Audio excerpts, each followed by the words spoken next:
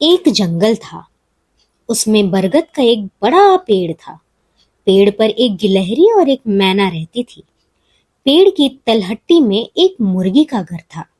गिलहरी, मैना और मुर्गी तीनों में धीरे धीरे बड़ी दोस्ती हो गई। उन्होंने सोचा, मिलजुल कर रहना चाहिए, मिलकर सभी को काम करना चाहिए। एक दिन गिलहरी बोली, मैना दीदी, हम तीनों अलग अलग खाना बनाते हैं।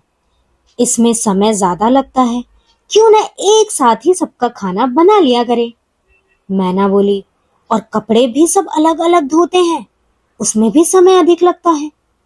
मुर्गी ने कहा, सभी को अपने बगीचों की अलग अलग रखवाली करनी पड़ती है। कभी कभी तो हम तीनों ही रात भर जागते हैं, उससे भी क्या लाभ है।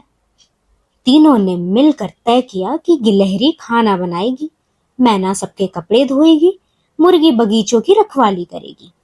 गिलहरी ने रसोई का सारा काम संभाल लिया।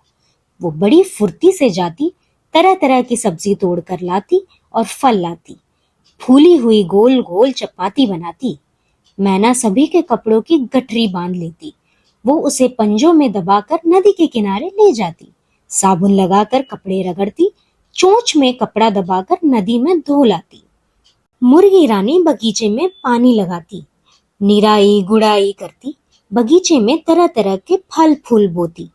कुछ ही दिनों में बगीचा फूलों से भर गया। तरह तरह की सब्जियां और फल भी खूब उगने लगे। अब गिलहरी, मैना और मुर्गी के पास समय भी बचता था। कम मेहनत में उनका अच्छे से अच्छा काम हो जाता था। इससे उनकी शक्ति की भी बचत होती थी।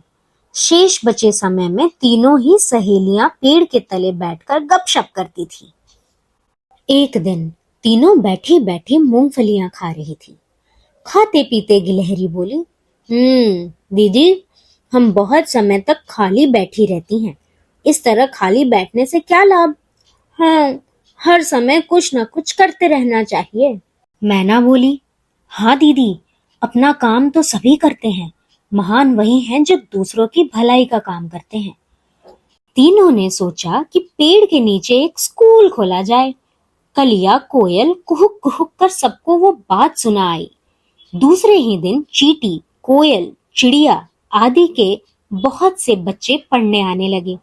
मैना, गिलहरी और मुर्गी जल्दी जल्दी अपना काम कर लेती। दोपहर में वे बच्चों को पढ़ाया करती।